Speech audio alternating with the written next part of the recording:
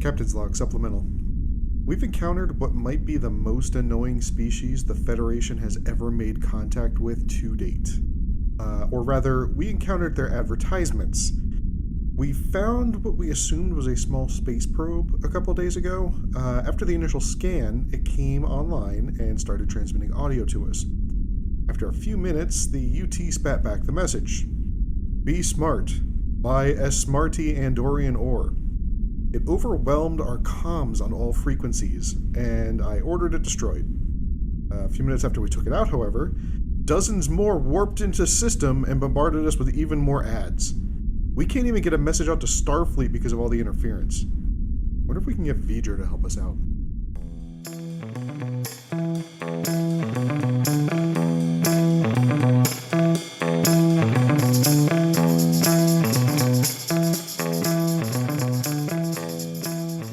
Good evening, everybody. Welcome to Captain's Log Supplemental. My name is Stanford. We are a Star Trek rewatch podcast. I almost said a Captain rewatch podcast, which isn't wrong, but it's not accurate.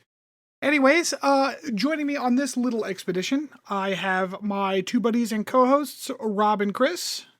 Hello. Hi there. I just got the shivers from that one. And our lovely white producer and the woman to whom I am happily married, Chris, Mariah. Hi there. I like. Did we just get comrade in here? Our wife. Yeah, and our lovely wife. Our lovely wife. Yeah. Our producer, my wife. I mean, it's up to her. If she wants to go around, that's fine. She makes nice bread. I do enjoy bread. She does make nice. As I said, but a few seconds ago, we are a Star Trek rewatch podcast. We're rewatching all of Star Trek in chronological order, starting with the earliest canon show, which is Enterprise. But we're in season 4 now, 3 episodes into season 4, so we're trucking along. We'd be very much appreciative if you would kick us a review, give us like a 5-star rating. We are 5-star people on whatever platform from which your pods are casted. And it really does go a long way, believe it or not. Tell your friends, tell, Star Trek communities. I don't know, just tell somebody. We do get, every once in a while we get a new listener. I know, because someone downloads like all 70 episodes or whatever. So we do occasionally get some new folks on this, and that is wonderful to see. So keep it up. So on Netflix, right? I only go to Netflix to watch 2 shows right now. One is Baking. Yep. Oh, yeah, which is the Great British Bake Off. And yes, Rob, the other one is Ranma, because fun fact about me, Ranma is the first manga I really got into when I was in high school. I watched anime and stuff when I was a kid, but that was mostly obscure shit my dad brought. It wasn't a lot of it was the late 80s, early 90s. So there wasn't really mainstream anime the way there is today. And then I watched Pokemon, but the first manga I actually got into was Ranma.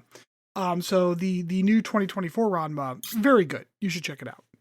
But anyways, Netflix knows that I like baking and I like anime. So of course, it cannot stop recommending Delicious in Dungeon. Oh, it's so good though. You should watch it. So good. If you'd let me finish my opening thought, I was about to tell you that I have seen the first 6 or 7 episodes of it now. Oh, okay. Nice. Oh, nice. Oh, you Now, made it past the 3 episode mark. Let me say, it's a good concept. I very much enjoyed myself so far, but I'm getting a little bored because the shtick doesn't change at all, and it's getting a little repetitive for me. And this is something that happens in a lot of animes, really a lot of shows, but a lot of animes particularly, that I kind of lose interest after a while, and Delicious in Dungeon is getting there. So I would keep going. Okay.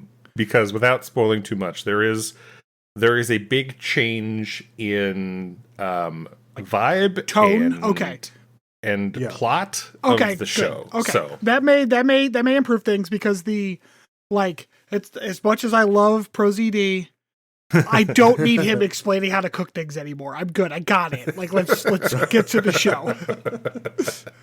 See, okay, so I get it. You're just not into that sort of thing, and that's totally fine. But that is just my zen zone right there. Sure. Just listening to this silky deep voice just explain delicious food. Oh, that's just so relaxing. It makes me hungry. I guess, like, Also I find that. I find it relaxing when it's on like YouTube and it's food I know.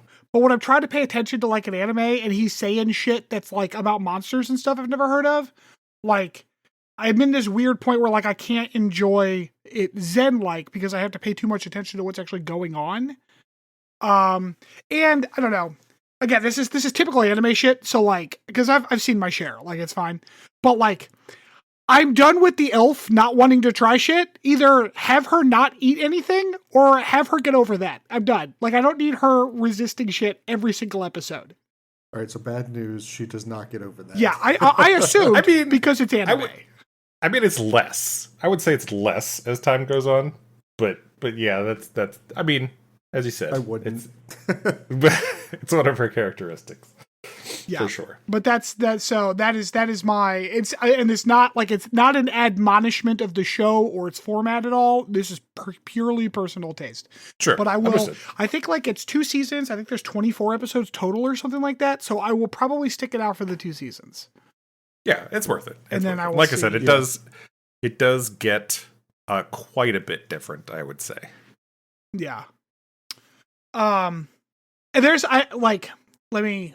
let me head off any criticisms at the pass here. I understand the irony of complaining that an anime is repetitive after explaining how much I love Ranma. Like, I do get it. But that one has the benefit of being the first manga I ever really read. So, like, it's got some nostalgia there that Delicious in Dungeon does not have. So, like, I haven't watched Ranma in a very long time. I just started watching the Netflix series because you had recommended it. What I do remember is that it is repetitive, and I feel like whenever the mangaka thought that things were getting stale, they just introduced another fiance. So, but I've never watched. You're not wrong. I did watch the first episode the other day, and I enjoyed it. I never watched the original though, so I'm coming in. You fresh. haven't read the manga either? No. Oh, I'm actually genuinely curious how you're going to enjoy this then, because like, the first time I was exposed to this story was in high school, and so far the new anime is sticking to the manga pretty tight. So, like, I know what's happening. I feel like it nailed the vibe. Like, yes, so well. much better than the original anime did in terms of vibe. But the original anime Which was makes also sense. like 1989, so it Right. feels very like say. 1989 anime. Yeah, well, and it's also, written by a woman. Yes. So, probably there's some of that was lost in translation to a 1989 to early 90s anime. So yeah, if I remember correctly, isn't she the same person that did like Inuyasha? Yep. Yes. Rumiko Takahashi. Yep. Although I guess properly it'd be Takahashi Rumiko, but yes. Yeah. So yeah, I like I said, I'm enjoying it so far. I'm like 6 or 7 episodes in. So, like I'm catching plot. It's fine. But I am like, okay, I get it. Like, let's move on, show. And it hasn't yet, but maybe it will. Maybe your words of encouragement give me hope. Which is more than we can say about Enterprise. God. Ooh, nice transition. Well done. Segue. So this week's episode is called Home. And if I had to describe this episode in like a sentence, it would be, sure, that might as well happen. Basically the entire premise is like they're back on Earth, so we're watching kind of everyone's shore leave situation, but like in these 3 separate stories that kind of happen in parallel. Yeah, so we can talk about it at the end. I don't want to get into my broad thoughts on the episode, but sure. I just wanted to preface by saying one of the stories is okay. The other 2 are terrible. Go ahead and see which one you could suss out as which, based on my review as we go through this. I think you'll be pleasantly surprised. But the cold open is San Francisco from the sky, future San Francisco, and we are watching a shuttle pod land in front of an audience.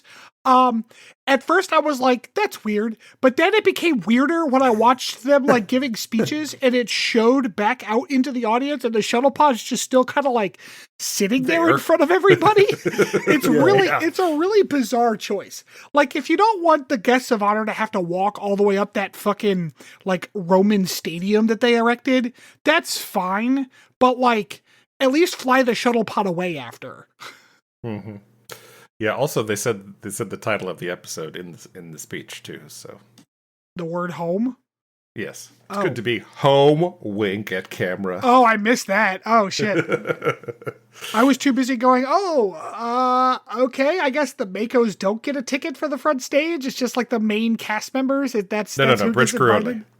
Bridge crew only. Yeah, bridge crew only. Yeah, because like there are 2 ensigns up there. There is at least one Mako that outranks them in like terms of actual grade, but that person didn't get an invitation to the stage. No, fuck that. Okay, yeah, Archer gives a little speech. Hey, it's good to be home. Whatever. It's as uninspiring as you expect. And then we get some Faith of the Heart, which the tone kind of fit this time. That's all right. Yeah. Very appropriate for the theme of the episode. When Act 1 comes in, we're still on Earth, and this is the moment where I was like, okay, home. We're gonna stay on Earth for a while. Fine. Okay, let's see what they got. What they got is they introduce a character that is apparently a semi-romantic love interest for Archer, but the two of them do not have an ounce of chemistry. It is fucking awful. What? Every time the two of them are on screen, it is the worst thing I've ever seen in this show. Yeah, it's not good, even so much so that I've seen this before, and I totally forgot that was a plot line in this episode. Me too. I remembered the Phlox thing, and I remembered the Trip into Paul thing. I did not remember any of this particular plot. Like, oh, it's just a friend. Like, it's a friend. Yeah, it's just an old friend. That's fine. That's nice.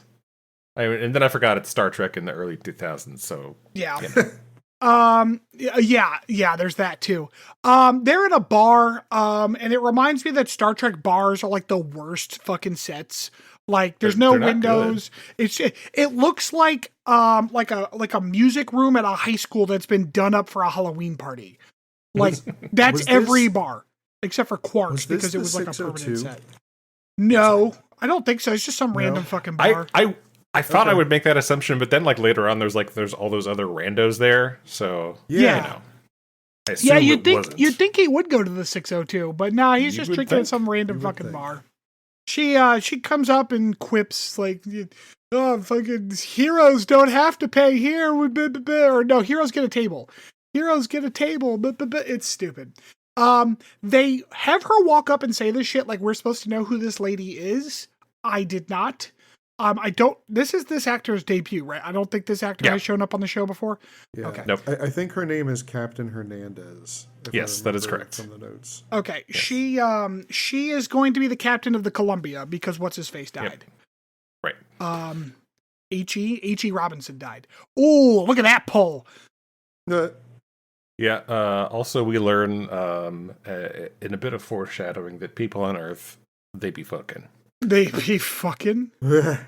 Yeah, she mentions how there's the record births and marriages since the attack. They actually did mention the word Xindi. I thought that the word was not uttered again after season 3, but I think this may be the last episode where they talk about the Xindi, but I'm not 100% sure on that. This is the last time they talk. Well, I'm I'm not sure if it's the last time they talk about it, but this is the last one that they're pictured in. Yeah. I thought of something watching this scene. And it kind of made me a little disappointed. So, like, some of the more interesting parts of, like, the 3-body problem are guessing how, like, an entire civilization, right? All of humanity would cope with the existential threat of, like, an alien species they knew was coming to kill them all. I feel like it would have been interesting had they, like, I don't know, investigated that with at least a single episode, and they just didn't, like, at all. Yeah, no, that would have been interesting, but no, we're not doing that. No. Yeah, well, too bad. Okay, so we cut to Trip and T'Pol. Well, T'Pol's like packing her stuff, and Trip comes in to wish her well because she's apparently heading to Vulcan.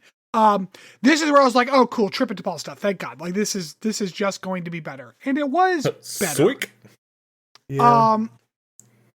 Not great, but better. I do like how T'Pol's like, so what are like, because Trip's like, I'm working on the engineering, but they ordered me to take some time off. And T'Pol's like, why don't you want to go down to shore leave? And Trip's like, he keeps it nice and light. He's like, well, my hometown doesn't exist anymore. My sister's dead, so there's no fucking point in going down there. So it's just some real nice light banter. I guess fuck the rest of his family then, I guess. Yeah, fuck those bitches. My favorite part of this conversation, though, is when... Well, keep going. Yeah, so T'Pol's then like, well, do you want to come with me? And Trip's like, well, hell yeah, I do. Although he plays it a little cooler than that. And he's like, he asks what her mom knows about him, and she's like, I've never mentioned you. And it's like, ouch, that is cold. This was what I was going to talk about. He asks her like how she's going to introduce him to her mom, and she goes, Commander Charles Tucker the Third. The third. Yeah, so he's like, well, I guess I'll go pack because we're leaving at 1100. There's like this camera angle of him leaving her quarters, and he's got this fucking like self-satisfied like smirk on his face. That is, it's amazing. He's just like, yeah, that was cool as shit. We go back to what is not back to, we haven't been here yet, but we go to the bridge of the Columbia, which is still being worked on. Archer and I don't know, uninteresting lady, what is her name? Hernandez. Hernandez. Archer and Hernandez are having a conversation. Neither of them are wearing eye protection while 17 separate people are welding around them. Literally sparks fucking everywhere. They have this conversation about like what Archer thinks should be on the Columbia based on his experience on the Enterprise. The message of Star Trek here seems to be like, turns out we need a warship. Because he's like, you don't have enough guns. And a seat cushion. Oh, lumbar support. Play the music. Sorry. This is a fun fact with Chris. Yeah, so on the scene, Archer mentions Captain Jeffries as one of the designers of the next class starships, and how he got in arguments about, as you were saying, what they needed to be armed with. But this is a reference to Walter M. Jeffries, who is one of the designers of the original Starship Enterprise, from the original series, after whom the Jeffries tubes yep, are named after. Oh, that's fun. Yep. Didn't know that about Jeffries tubes. What are Jeffries tubes again? Like maintenance tubes. It's that shit they crawl through every once in a while to be dramatic. Whenever the turbo lifts are busted, they go crawling through. Yeah, whenever you see them, Star Trek thing. Yeah, whenever you see them like on all fours in a maintenance shaft, like that's a Jeffries tube. Like, it happened in a lot of Star Trek series. I feel like TNG did it like an extra amount. I don't know if they did. Voyager had the fuck out some Jeffries tubes. Did they? Okay. Oh my god, they were crawling around those things all the goddamn time. Like, I remember it happening there too, but I don't know, for some reason it sticks out like as a lot on TNG. I mean, to be fair, I don't think that the Cardassians would have called their infrastructure Jeffries tubes. So DS9 is out. Yeah, no, theirs are Stevie tubes. It's kind of weird, actually. It was terrible. It was a good joke. So, the message of Star Trek here, we need a stronger warship, and then we cut to like Archer's debrief. First of all, this is a very small little debrief. It's like 5 people behind the desk, 2 of which are Vulcans. Some people behind Archer, including Hernandez for some reason. Archer is not sitting at like a desk. He has no notes. It's just like a random hot seat in the middle of the fucking room. It's really weirdly set up. Look, they didn't want to design a new set. They just wanted to use Admiral Forrest's office, okay? They just needed another table. Like I understand that they're trying to, like, they're going to use Admiral Forrest's office. That's fine. Give him a table. Give him something to put his notes on and a glass of water. Like, a debriefing is, like, it's a long, informal affair. It's not It's not like, take a seat. We'll just talk to you for a few minutes. Saval has decided that this is the moment that he is going to grill Archer. He is all in on why Archer decided to blow up that one Vulcan ship. This felt so contrived. It was a little contrived, especially because why are they even here? Right. It's not their mission. In fact, it's so not their mission that T'Pol had to leave the Vulcan High Command in order to stay on the mission. Yep. But, like, they're here. Whatever. My note here is, what the fuck is happening? This is completely stupid. Oh, that's when Archer starts yelling at Saval because Archer can't keep his fucking cool with...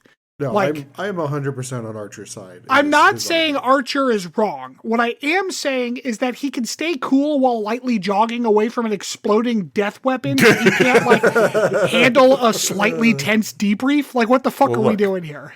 The explosion didn't question his captaining, okay? No, if anything, it reinforced it. Okay, hold on. I've got xenophobia, eh? Oh, yeah. So after the briefing, Archer and Hernandez are chatting. Archer decides that, they're chatting about, like, apparently xenophobia is on the rise. Which, by the way, for the time this is happening, is a pretty relevant topic, for when this episode was released. Sure. Which yeah. Makes you kind of upset that they did a shit job of the storyline. Yes. Yeah.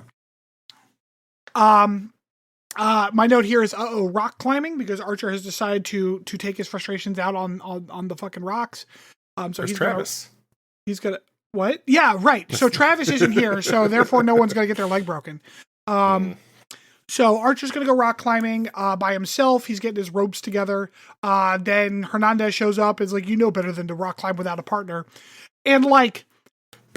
Brown cow. I thought maybe the bar was like a fluke, but this sequence made me realize that, like, oh no, these two actors just can't be in the same room together. They're not good together.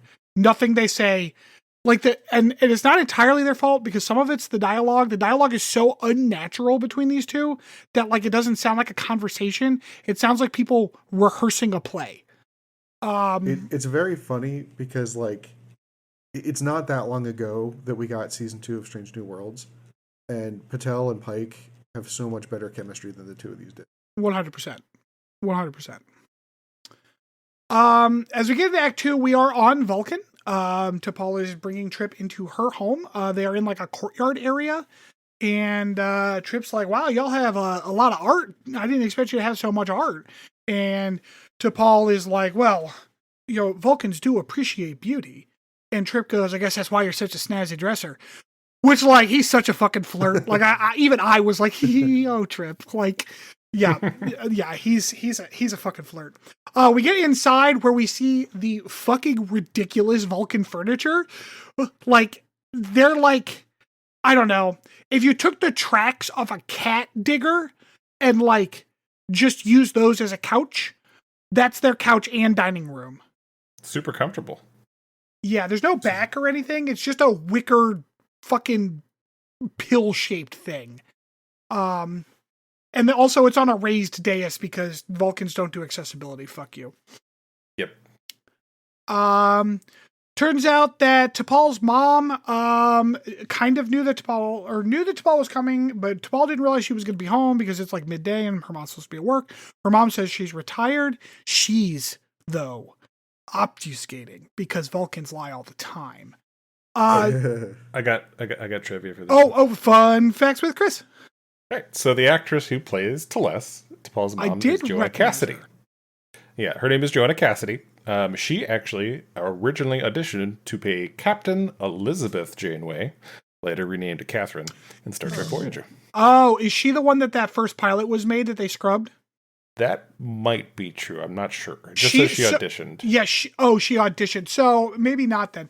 There is a French actor who played Janeway on the first episode of Voyager, but, like, did such a generally poor job and did not care. Like, she herself did not care for the role or what, like, came of it, that she, like, I'm not doing this, and she left the show. And so they reshot like the half of the pilot that had Janeway in it with Kate Mulgrew instead. So there is, like, this kind of weird, like, cut somewhere of the Voyager pilot where, like, Janeway has, like, a French accent, is this completely different woman, but it's all the same lines and stuff. Oh, interesting. I think that the crew of the Enterprise missed a big opportunity here. It would have been really funny to have T'Pol also play T'Pol's mom, and then see like a family portrait of T'Pol with her mom and her great grandmother. That would be fucking funny. That would be fucking funny. Yeah. It just turns out all the women in T'Pol's family look the same. And not address it, not like no mentioning like, whatsoever. That would be serious. fucking funny. That would be fucking funny. Okay, it turns out T'Pol's arrival is not completely unknown to other people in the area because she gets a letter from her fiance. And his name is Cals? I couldn't figure it out. Who was originally mentioned back in Breaking the Ice. Yes, yeah. He was mentioned in season 1. Well, by name or just that she had a fiance? That's a good question. I'm not sure. I think she may have mentioned that she had a fiance. Yeah, that I know that it's at least that. I don't think they gave him a name yet. We cut back to Archer and Hernandez. They are climbing up this rock face without using any ropes at all. But then they get to a harder part of the rock face and they start climbing with ropes. So I guess that part was just too easy for them to actually be safe. I don't know. Like I would assume that without Travis with them to take the leg break, that you would be more safe. But I guess like they're going to do what they're going to do. Archer is stiff and weird. Hernandez is like trying to talk to him, but he's being all stiff and weird. But she's not doing a good job at trying to talk to him. So like whatever. There's this moment where like they see a fucking puma print on the cliff face. Yeah, right after Hernandez is telling Archer about all the schools they got named after him. Yeah, that's not how naming schools works. Shut up, Yedis, shut up. You fucking name schools after people that are still alive and still doing the thing you're naming it for. They were very excited about it. He saved Earth. Okay, shut up. I bet you there's a... Oh, say it. I don't even want to invoke the name. Well, now you have to say it. I was just going to say, I bet you there's a Donald J. Trump high school somewhere in the United States at this point. Oh boy, I doubt it. We have a producer. Look that shit up. Please. He scans the print. He's like, that's just mountain lion. Is a couple days old. And she's like, good thing I have you to protect me. Which I can't tell, like, if that was supposed to be sarcastic or if it was supposed to be flirty. She delivers it with neither intonation because these people have no fucking chemistry. They cannot act together. I feel like it was supposed to be both. Maybe? Like, oh, right. Like not serious, but kind of flirty. I don't know. Save me, Archer. Said no one ever. Said no one ever. Except for Regine because she was trying to fuck with him. Okay, so we go back to Vulcan, and I noticed that like the art on the walls is all like math equations and shit, but their furniture is just wild, like crazy shit. T'Pol's mom is super fucking racist because she's a Vulcan. Basically like humans suck because they're not Vulcans. Which, by the way, they did like her and T'Pol did like the rudest thing when they first got there, and like they spoke in another language in front of a guest. Like, don't do that. Don't do that. Rude. Super rude.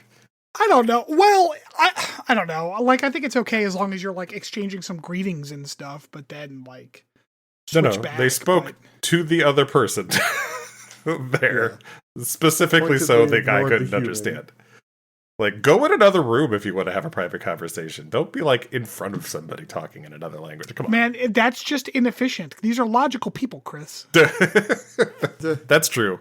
Yeah, but they of course they do have. They're very strict on their ceremonies, though. But right. you know, right? Yeah, we're gonna get to that. T'Pol's mom's super racist. But wait, is this where? Yeah, this is where. They like have to make so T'Pol and Tucker have to make like the breakfast because apparently that's a custom in Vulcan homes. They did their best, I guess, but like I guess T'Pol's mom's refrigerator ain't working, So Tucker's like, I can fix that. And there's this moment where her mom looks at him like, oh shit, maybe he would be a good son-in-law if he's going to fix that fucking refrigerator. And I thought that was going to be like more of a thing. And it kind of was in a little bit, but like it wasn't as much as I wanted it to be. I feel like that really brought her around a trip, if I'm being honest. And like, I will after that, say, she was like, oh, this guy's useful. I'll take the him. reason too that this did not come back the way I wanted to is one of my main complaints about this episode is like, they could have stayed with Trip and DePaul the whole episode. I don't care about the other two stories. This could have been it. And it would have been much better. Like that was more my interesting. That was my complaint about the whole episode in general. And granted, this is probably the strongest storyline of the three, but like maybe just pick one of them and make one of them good. Yeah. Like, okay, so like as a comparison, like this episode is more it's kind of like how everybody's dealing with the repercussions of the Zindi War, what happened, all the trauma, whatever, right?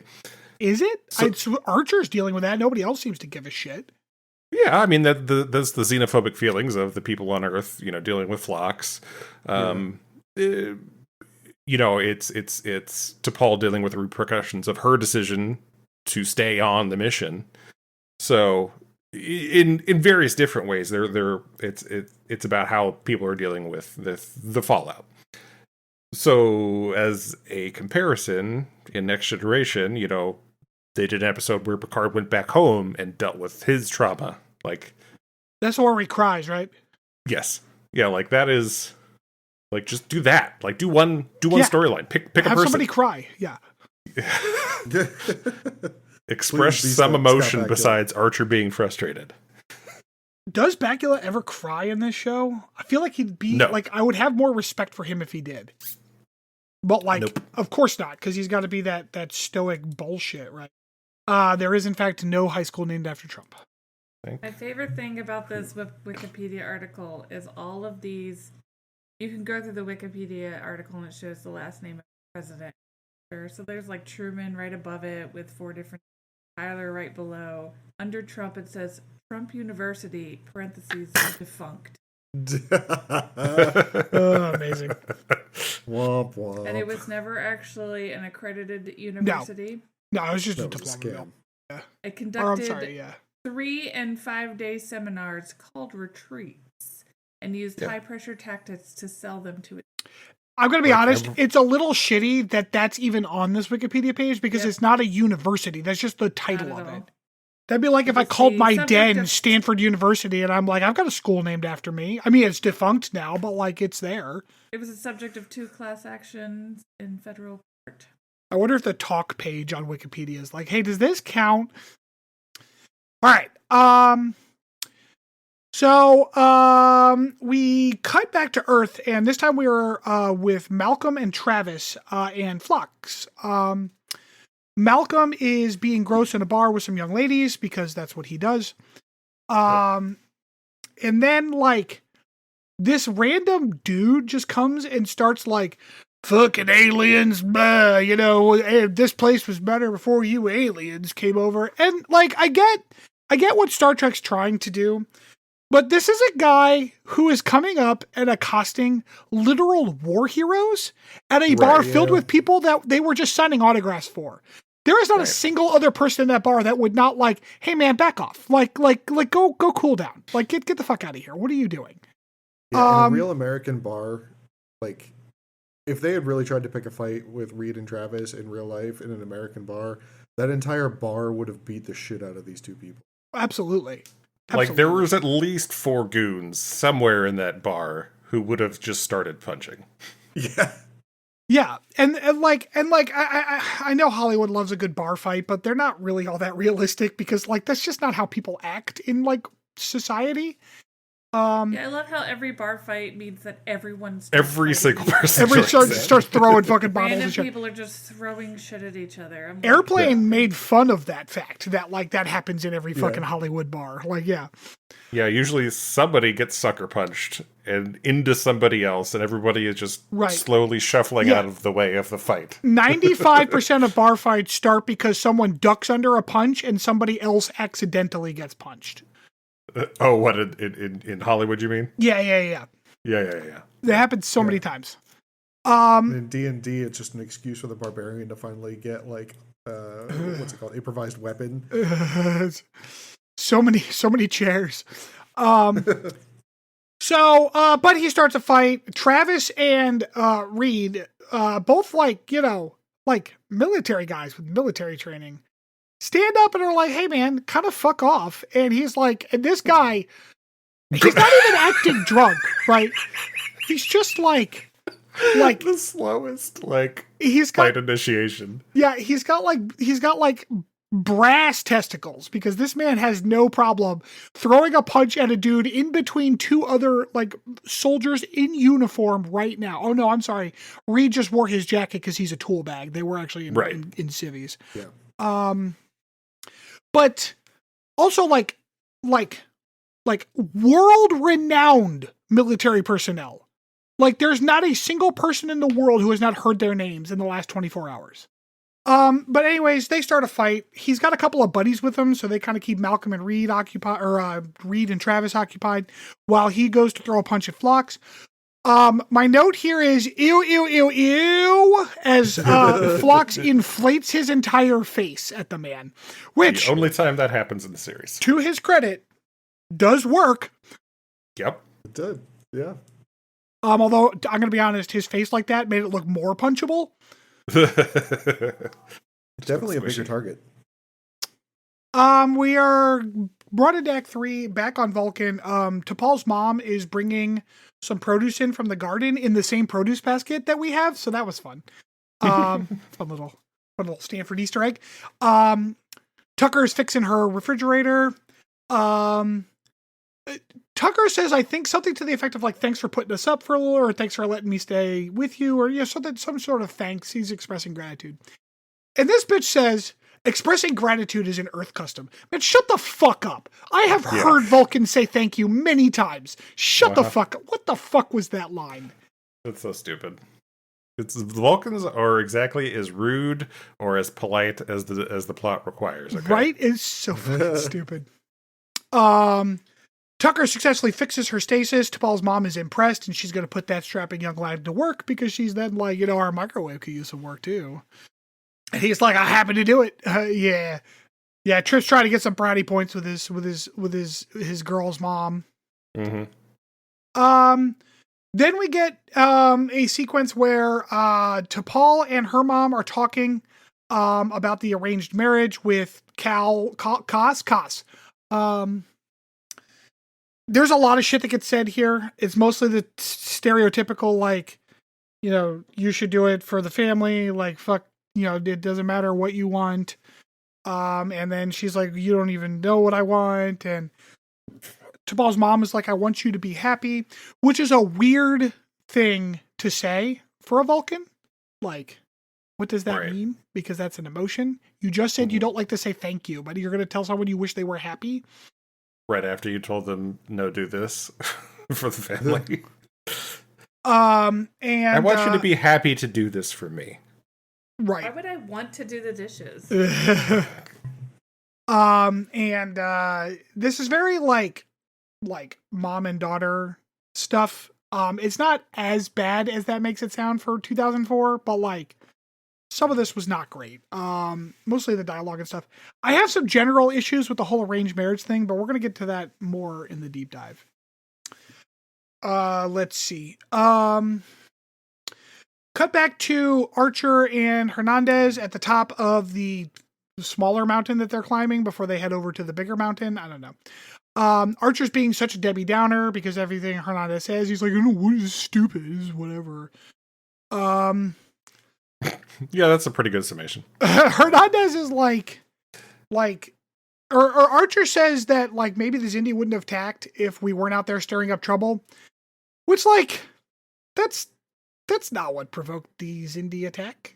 Nope. That's not even remotely what did it.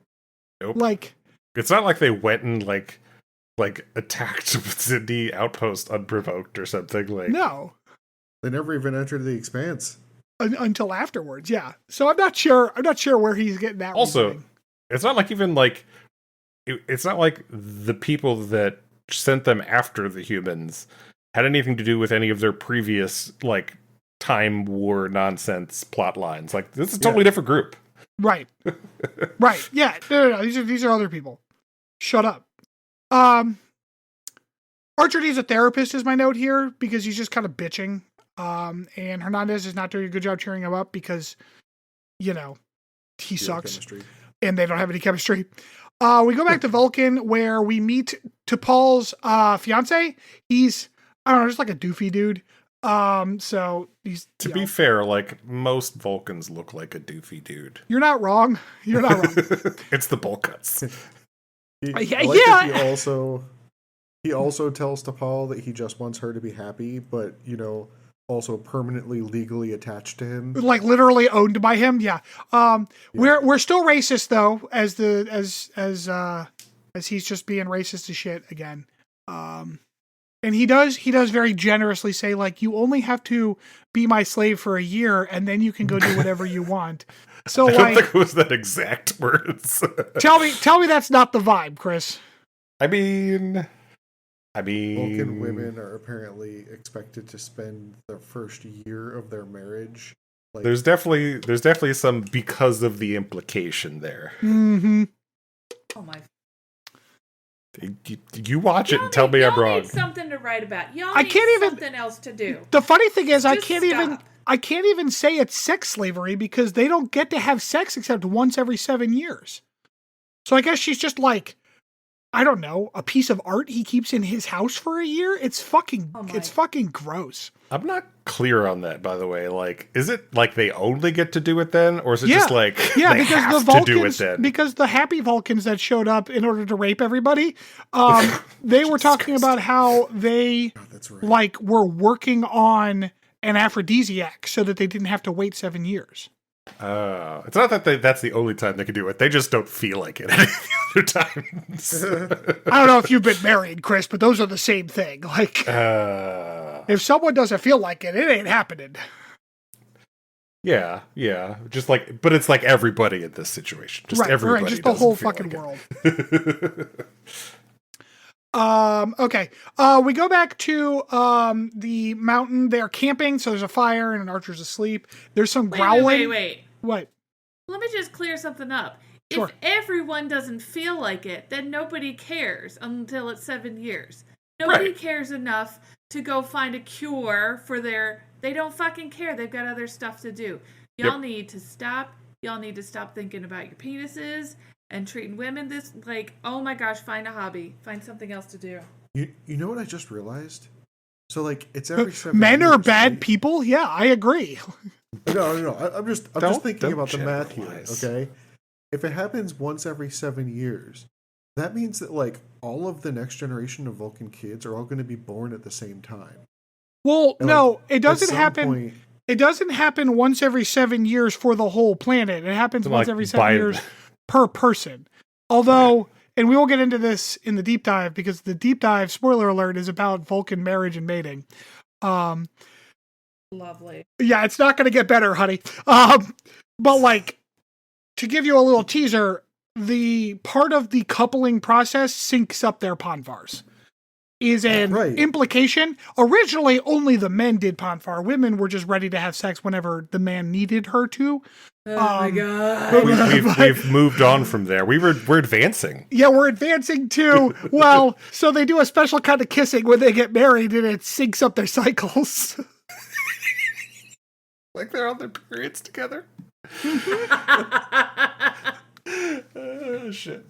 Yeah. Like sympathetic pregnancy. I can't. Okay, so anyways, we go back to Earth, and Archer's sleeping, and he hears some growling, and I'm like, oh shit, Archer's gonna fight a puma! Like, I was so excited for him to fight a puma. He doesn't fight a puma. He, like, fights some, like, Zindi reptilians that showed up because it's a dream.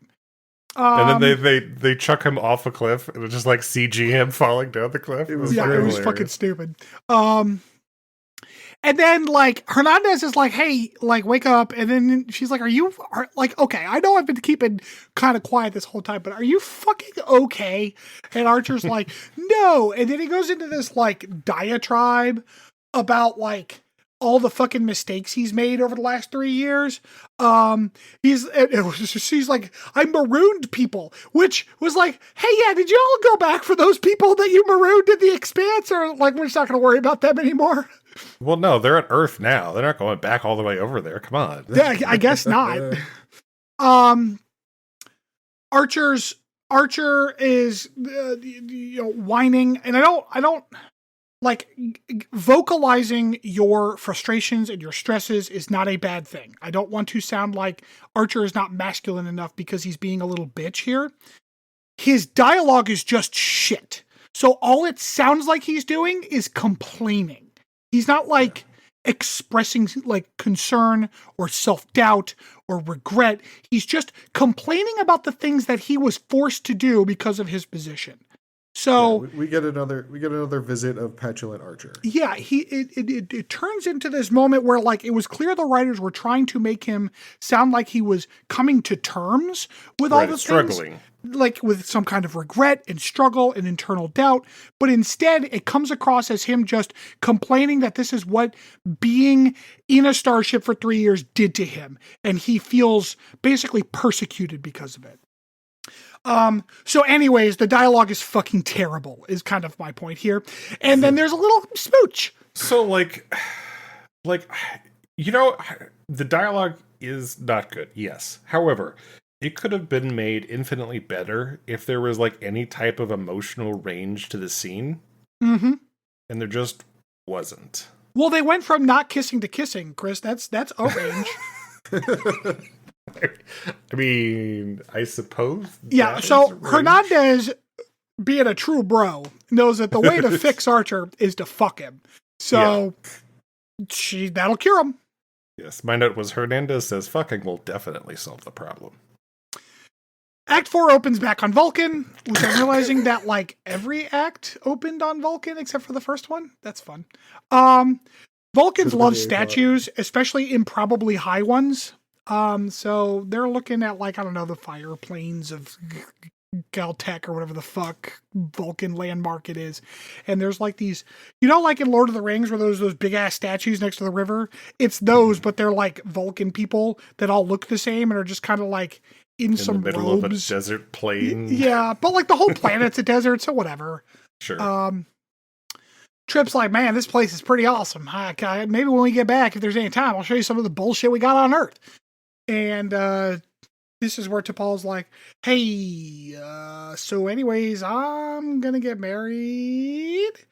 And today. And Trip says, like, are they forcing you to do this? And T'Pol's like, no, they're not forcing me. It's just that my mother doesn't have a future unless I do. so basically, yeah, they're forcing you. Totally yeah. different. Yeah. Totally because different. of the implication. And this is my note where I was like, Vulcan marriage seems completely silly. Deep dive? And that is where I took it. Trip was a little harsh at the end of this, but I'll allow it because this is all kind of coming on pretty quick. But he was basically like, I didn't realize you brought me here just to watch you marry some other dude. Fuck. And then he wanders off. I mean, that's fair. Archer and Hernandez get to another summit. I don't know, they're summiting a lot. She says we should have brought a camera for this view, which is fucking 2004, man. We had no idea. He literally has a tricorder. I guess those can't take pictures. Just readings. Yeah. Yeah. But it can tell you how long ago a puma walked by from a fresh track print, but it can't take a fucking photograph. You know what he does have with him, though? His dick? What? His dong. Oh, okay. We were on the same page. Yeah. I mean, that's what the scene was about. So Yeah. So we should have brought a camera. No, we didn't. And then they do some sweaty making out. This is where I said they're going to have so much middle-aged white people sex. Like, I've never seen two middle-aged white people like crave each other so badly. They were saving all the chemistry for now. That's it. For that one look, because that look worked. Like that work was like, oh, they're gonna get fucking nasty on top of this cliff. We go to sickbay on the Enterprise. Hoshi is like, hey, Phlox, we're going to this Chinese place you said you really liked. We're looking forward to it. And Phlox is like, why don't you go without me? And she's like, is it because of that douchey xenophobic guy? And he's like, yeah. And then Phlox is like the most reasonable person in the entire world. He's like, y'all have a lot of trauma you're processing. I don't take it personally. Y'all will come around. But like, this is the kind of thing that happens when a culture goes through something very traumatic and they're just trying to figure out how to deal with it. It's a very healthy. But anyways, make sure you grab me a doggy bag from that fucking place because god damn, I love their soup. Yeah. We get back to Starfleet Command, and we are in the briefing and the debrief, and basically it wraps up where like Archer's, I guess, fine. He doesn't like lose his job or whatever. I don't know if that was on the line, but it was kind of implied at one point. I don't know. Everyone conveniently files out of the room quicker than Saval so that Archer and Saval can have one conversation here at the end, which is the two of them. Saval says your actions, while being morally questionable, were necessary. I don't know what the word morally means to Saval then, because if it's necessary, like then it like that's what morality is. But like whatever. Well, I mean, if an act is necessary, then it's not immoral because you don't do things that are immoral. Right? Like if you can justify why you had to do something, then at some level it is moral. That's what the word moral means. I suppose it just depends on the context of what you're talking about as moral. Are we talking about the established morality of the society we live in, or just the morality of the situation? Like, well, no, but like it's like if I said, killing is immoral. I was like, well, but I can give you examples of times when killing may not be immoral. And it's like, oh, okay, well, if it's necessary to kill somebody, then it's not immoral. Like that's what morality means. I think I it's don't a dumb know if line.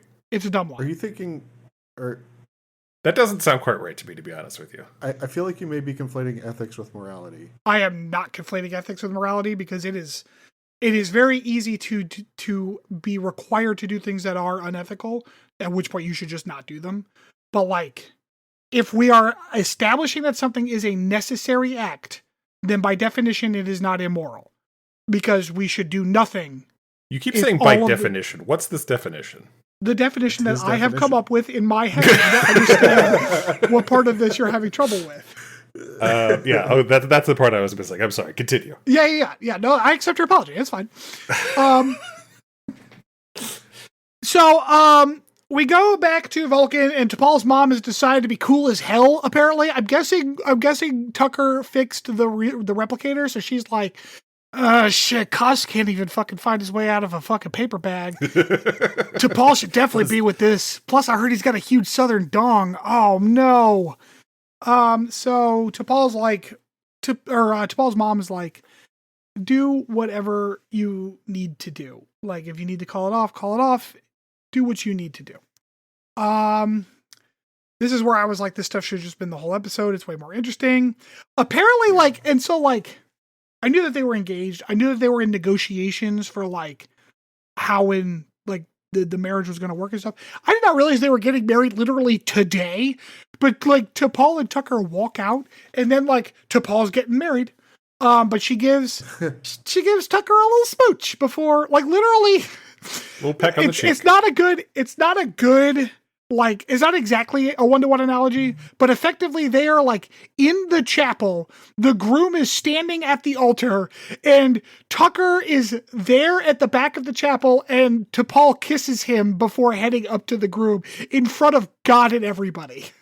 Yeah. Yep. And end episode. Yeah, cliffhanger. I was actually surprised by that cliffhanger. Was it a cliffhanger? Because I got the impression that the next episode does not pick up right there. So do you think we're never going to talk about this ever again? I feel like... Well, no, because so I know bad. we will, because my trivia notes specifically mention Cos is in 2 other episodes. So. Oh, okay. Fucking doofy ass Vulcan. All right. So, on a scale from 1 to 5, where 0 is by default threshold, how are we feeling about this one? This is pretty not great. Like, it's not quite 1 for me, but it's a low 2. Just because, like, and part of it is just it's the Enterprise special where they try their general idea, I think, is a good one, but then they just totally flub it. So yeah, like, 2. I agree with what you guys felt about the episode, where, like, I feel like they should have done the whole humans go home thing as the A plot, and then maybe like the Phlox Reed and Travis thing as the B plot, and just left it there, and then did a separate episode entirely on everything that happens with T'Pol and Trip back on Vulcan. I feel like that would have done more justice to what they were trying to do here. I started at a 2, however, the Trip and T'Pol story brought it up to a very, very low 3 for me. Okay. I started as a 2, and then I ended even more of a 2. Like, it did not get more 2 than this episode. I don't have any, I have, one kind of standard moral complaint about Vulcan marriage, but that's not this episode's fault. That is a long-standing canon. But overall, this episode was just poorly executed. The stories were not interesting. Trip and T'Pol were okay, but not, enough to pull this up out of any kind of spiral. I could not care less about archers being petulant. I really didn't care. Right. Well, the story didn't make you care about it. Right. You're just like him bitching his way up a mountain. Right. Sexing his way back down again. Yeah, buddy. Through the healing powers of vagina. Awesome. So, then without anything else, we will take a little break and we'll be back for a deep dive.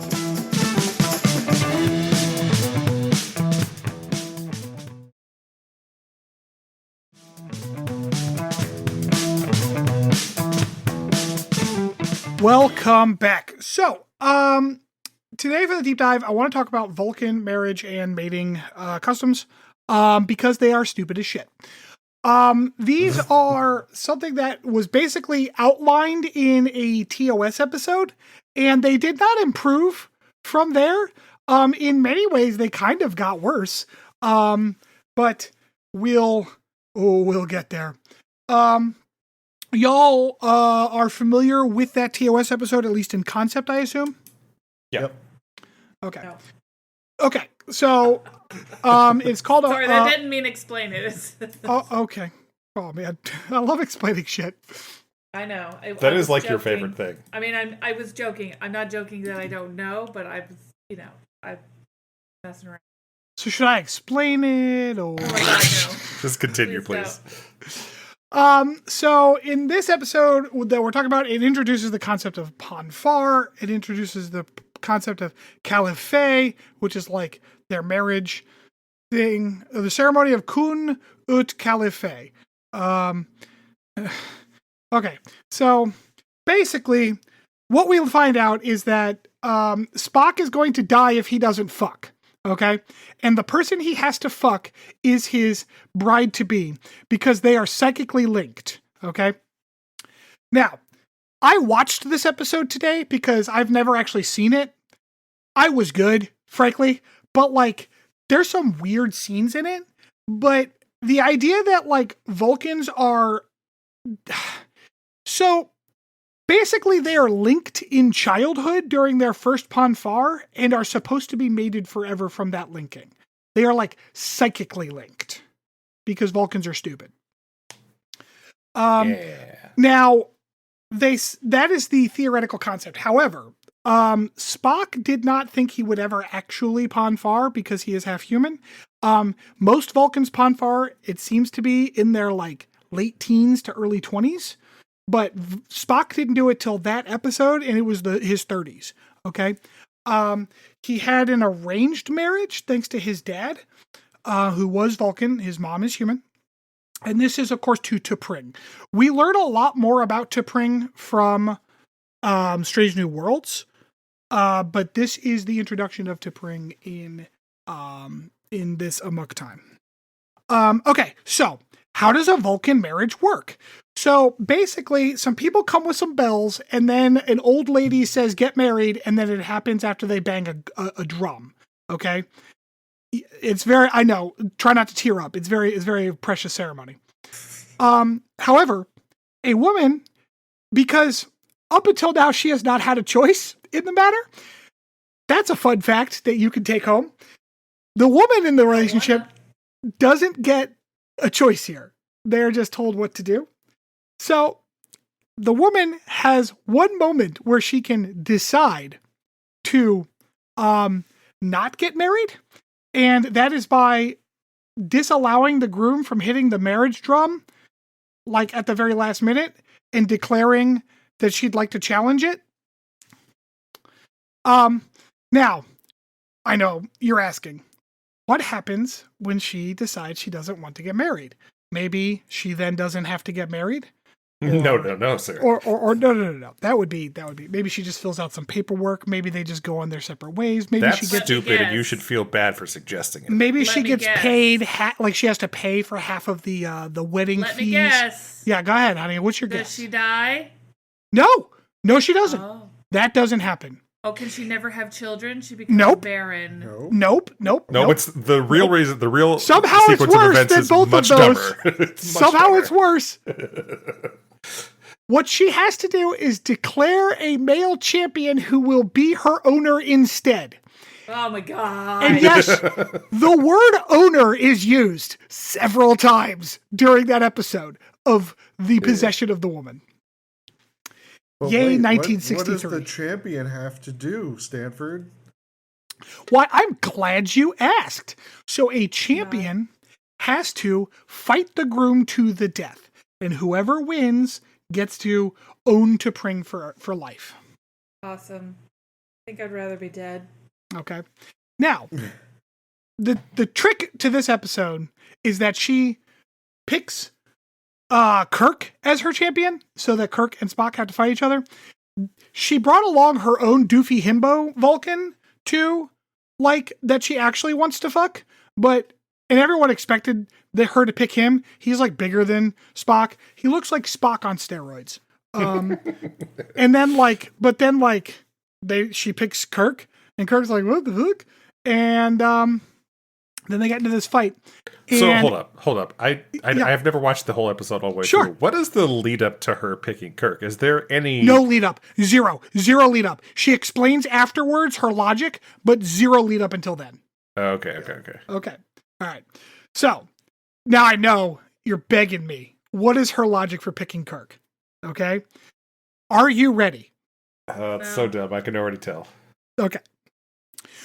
T'Pring wants to fuck another dude. His name I don't remember, Koss or Voss or some shit. Himbo guy, yes, we got. Yeah, she wants to fuck Himbo. However, she wants. So okay, it's so stupid. I'm having trouble remembering. The problem is that Spock's family is very influential. In fact, they're having a marriage on like this like ancient family grounds that is like on top of a fucking butte and shit. Like obviously Spock's fucking loaded, right? So she wants his family name and prestige, but she wants to fuck Himbo. So in her mind, if she challenged Spock with Himbo, either Himbo would win and then she would be stuck with him and his family sucks, or Spock would win and Himbo would be dead. That's not ideal. So logically, she should choose Kirk, because either Kirk wins, Spock is dead, but because she wouldn't be able to marry Kirk because he's from another world, she could then not get married to anyone and still hang out with Himbo. Still keep her Himbo side piece? Right. Or Spock would win, Kirk would die, Spock would be so saddened that he would devote himself to his work on Starfleet and never come back to the planet, so she would have all the privilege of being Spock's wife while still getting to fuck the Himbo. Okay. I like T'Pring in Strange New Worlds much better. Now, this left me with the question, well, why didn't she just let him marry him? Because Spock was clearly heading back to the Enterprise after the ceremony anyways. Like, she had that option already. But apparently that's not how it was gonna work. Anyways. I didn't realize that neither of you two had watched this episode. I watched it today. Rob looks like embarrassed. Well, it's so bad. This is why, like, I love TOS. Watching it with my dad. It doesn't hold up well. It's a hard one. I tried to watch it before. I'm like, yeah, I'm not gonna do that right now. There's some weird misogyny that happens before all of the ownership things. That's like, Really? You just had to throw this in there too? They basically smack Nurse Chapel on the ass and call her toots. Like, it's that bad. Like, it's not quite that direct, but it's pretty fucking close. So the idea is that a Vulcan needs to have sex with his wife or die every 7 years. Or, as part of this ceremony, like if they get into the fight, the blood fever, as it's called, is assuaged by killing somebody. Kirk doesn't actually die because Bones pulls off some kind of medical bullshit. But, like, I don't know. It's weird. It's weird that, like, that has to be part of it. But whatever. So, basically, Spock kills Kirk. T'Pring's like, oh, now we can get married. And Spock's like, I'm not interested in you, bitch, anymore. Fuck you. And they leave. Because, fun fact, the husband is allowed to say no whenever he wants. Of course he is. Of course he is. Now, I wish I could say that this is 1962 writing and it got better in the later episodes, but that is not ever the case. The only thing that changed is that, thanks to T'Pol, we now have established that lady Vulcans also go through Ponfar, so therefore they're also need to have sex or die every 7 years. But otherwise, like, this episode shows us T'Pol's marriage and how it's working, and clearly it is extraordinarily played out the same way in that, like, her freedom is tied to his wishes. Like, she does not actually have a real choice here. Even if she could theoretically dissolve the marriage, but her mom gets kind of fucked over, that's fine. But the implication is that once they are married, she is, like, required to be servile to this man. And it's fucking stupid. It defies any kind of logic. I don't know. It's again with this Vulcan, like, ritualism versus logic thing where, like, we're going to be holden to these weird ass rituals, but also we're the most logical people in the galaxy, but also women are owned by their husbands. Oh, so I think we may have brushed over this in the recap. The whole reason why T'Pol is even willing to go through with this, Mariah, is, like, way back in season 1, when they found that Vulcan like temple or whatever that was actually being used as, like, a secret spy facility against the Andorians, and T'Pol, like, upon realizing that it was being used as a front, got mad and told the Andorians to do whatever they needed to, and they blew up P'Jem. And then we later got Shadows of P'Jem. This is now the shadow of the Shadows of P'Jem. Oh. Where, like, her mom got fired from her university job because Vulcans were blaming T'Pol for that monastery getting blown up on. They're blaming T'Pol for them hiding a fucking spy base in this monastery. Right. And her fiance told her, well, you know, if you marry me, I can get your mom her job back. Yeah. But she's not making him do it. And that's why we're here. Nope. Moral of the story, Or Vulcan he's not marriage making her do it. sucks.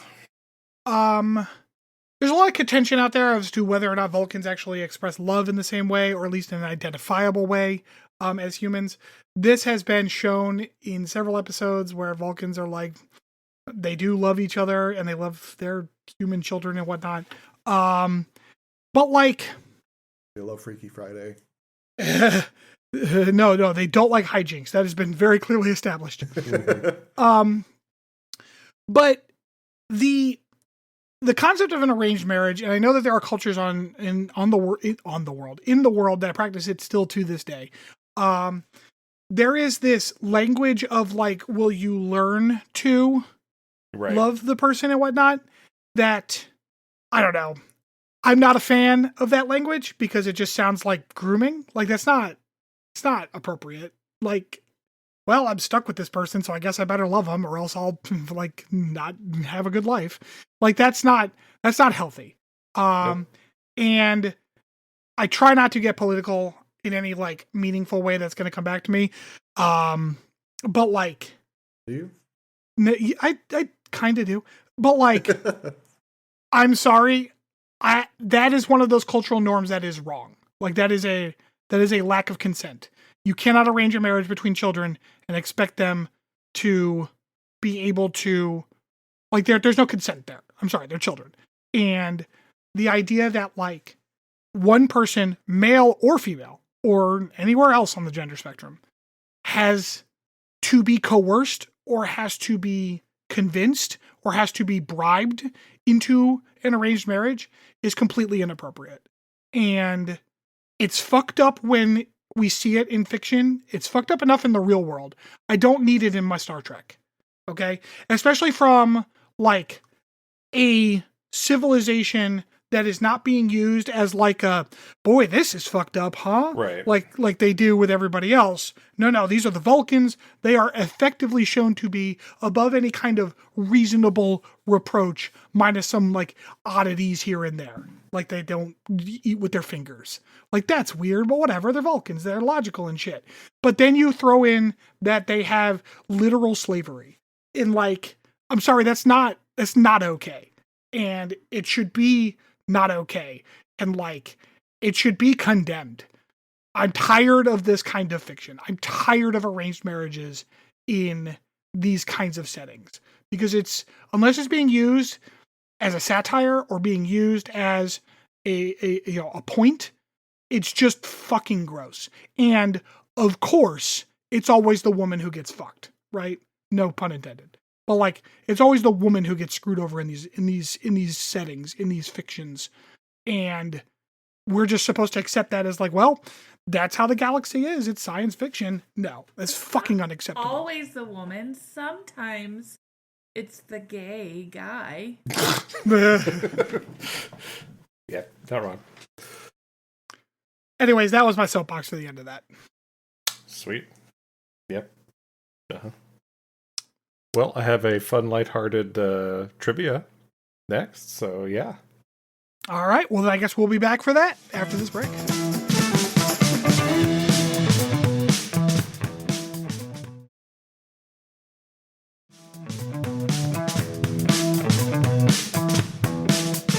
Welcome back, everybody. Okay, so for today's final segment, I have a little bit of marriage potpourri, a little trivia. What I'm going to do is read off the episode name and series, and you have to give me who the betrothed were. I only got 10 of these, so it's going to be a quick one. Oh, I don't know if I can do this. What's the? How are we doing it? So yeah, I think what we'll do is just prepare your answer. I'll give you a few seconds to think, and then when you're ready, tell me you're ready, and then you can both give me your answer. Okie dokie. Okay. All right. Number one, I'll start with the gimme here based on your last thing. Amok Time, TOS. Got it. Got it. Go ahead. Spock and T'Pring. It's Spock and T'Pring, but it should have been Spock and Kirk. That would have been so much better. All right. Next one, Muse from DS9. Muse from. Can I get like a season? Good question. Let me see, because I'm not sure. I don't have that noted. Because if I can know what season it is, that might help me. But if you don't want me to, some of these are pretty hard, so I'm willing to give you. So this was season 4. 4. Okay, so a little over halfway through. Oh, okay. I think I know. Rob, are you ready for a blind guess? Yeah. Yep. Okay. All right. I don't know. I can't remember if they were married before the show or not. Jadzia Dax and Worf. Okay. Stanford? I said Nog and that Dabo girl. No. It was Odo and Loaxana Troy. Oh, that's right. Oh, I didn't. God, you know what? When happened. you said Muse, I was thinking like Loaxana Troy. I thought she got married in TNG. I didn't know she got married to Odo. Yep, Troy and Odo's wedding is a sham designed to protect her from being That's separated right. from her unborn son. Okay, so she's not. Did they actually get married? Not truly, no. Oh, okay. All right, next one. By the way, a lot of these are from DS9. Yeah, well, they had a lot of fucking on that show. Oh Yeah. God. So there's a pretty not a good good clue sign here for in the me. title. There's a pretty good clue here in the title. The House of Quark. You ready? I'm ready. Yeah, I'm ready. All right, Stanford. It's Quark and that one Klingon lady. Okay. Rob, what was your answer? Jadzia, Dax, and Worf. Come on, I gave you it's in the title. gonna Stanford work is one I of correct. these know, man, times. but I can't remember. Stanford is correct. It was Quark and that Klingon lady. Yes. Yeah. Because there was a whole Klingon thing where he had to learn how to do the marriage, and it was like all these like violent ass steps that he had to do. Yeah. They'd like bite each other and shit. It was funny. Yeah. That was a good episode. All right, next one. Oblivion from Voyager. Can I have a season? I'm ready. Oblivion. Looking at season. This was that's a book. Nope, that's an Elder Scrolls video game. God damn it. You know, I wanted to look up this Star Trek episode title, but all I'm finding are romance novels. Season 5. 5, and it was a marriage. Yeah. Okay, I got it. Rob, you ready? Yeah. Okay, Rob, you want to start? If you say Jadzia and Worf, No, I only know of one couple from Voyager, with my very limited knowledge of the series, Kes and Neelix. Okay, Stanford. I was gonna say Tom and B'Elanna. Tom and B'Elanna is correct. Yes, Kes and Neelix never actually get married. that is correct. Yeah. They end up breaking up. Yeah. Forgot about Tom. Yep. The episode starts with their marriage, and then everything goes terrible. Yeah, it goes fucking bad. It's like the worst day on the ship. Yeah. All right. Next episode is Charades from Strange New Worlds. Got it. Rob. I don't got it, but let's go. All right. Stanford. It was Spock and T'Pring. Rob. That's who I was going to guess, but like I thought that they only did marriage like prep. It was Charades. Yes. Yeah, they're still betrothed. They're betrothed though. It was about their betrothal. Because it was like the ceremonial pre-wedding dinner with Spock's parents. Yep. They are betrothed. Yep. All right. Next episode, Balance of Terror from TOS.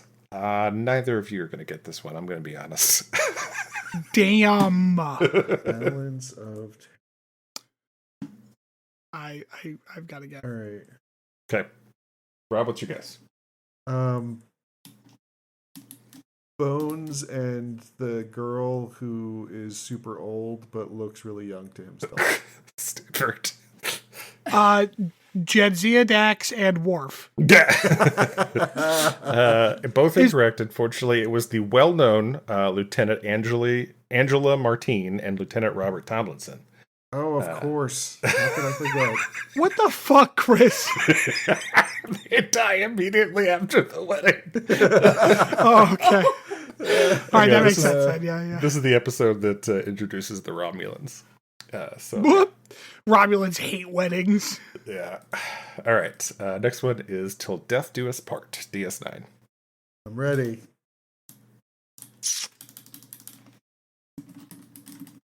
I think I got it. Oh well, there's an obvious guess and then another guess. I'm gonna do the other guess. All right, Stanford. What's your guess? What is her name? Fucking Nerys and Odo. Okay, Rob. Jadzia, Dax, and Worf. Fuck. No, this was the marriage of Captain Sisko and Cassidy Yates. Oh, that was good. I thought it might have been Jadzia and Worf as well. I was like, I don't want to do that guess. I want to let Rob have this one. Oh, that's right. I forgot Sisko remarries. Yep. I knew they were dating. I forgot they got married. Yep. Yeah. All right, next one. Data's Day from Next Generation.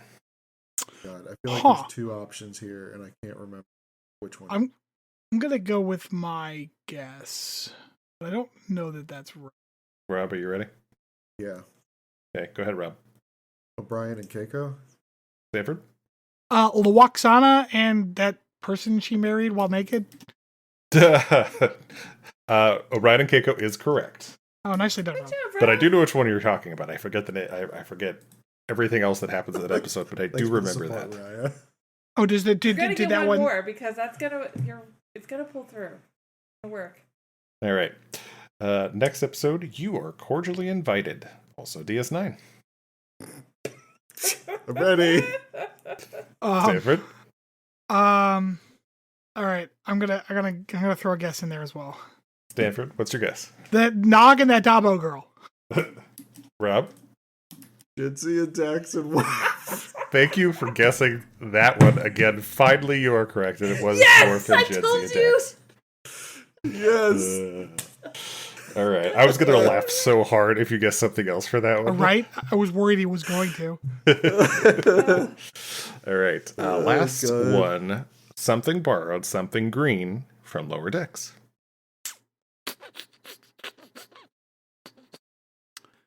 Ah, fuck. All right. I think I got it. Rob? Candy. I got nothing. Just don't. Just take a guess. Tendy and God, I can't remember his name. The engineer, Rutherford. Tendy and Rutherford. Okay. Stanford. Tendi and that like himbo prince she was gonna marry back on her home planet. Oh, you're so close. It's Tendy's sister. Was it Tendi's sister? Shit. Okay. Erica. I remember her going back to Orion for the wedding. I forgot that it wasn't her wedding. Yes. Okay. And you are correct. Himbo Prince does indeed not have a name. He is listed as Erica's husband. To Erica, that's right. She's to Tendi. I was gonna think it was either that or the chief engineer when he had to go back and like.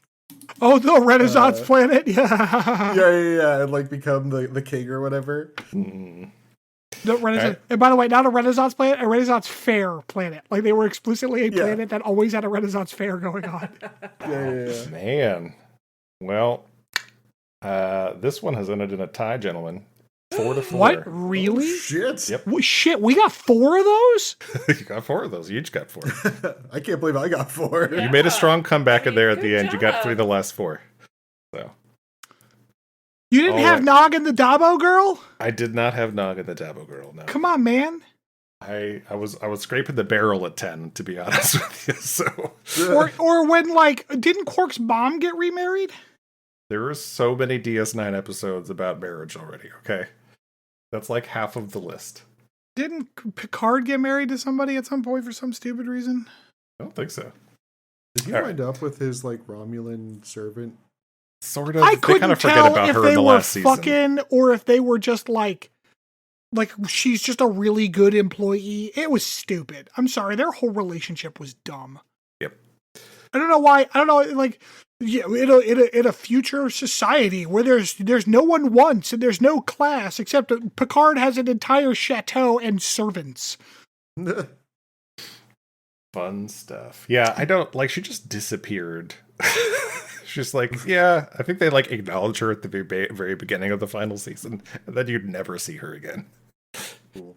It's just terrible. All right, well, that was fun, everybody. As Stanford mentioned at the top of the podcast, please rate, review, subscribe, tell all your friends. It always means a lot to us. And we will catch you next time. Good night, everybody.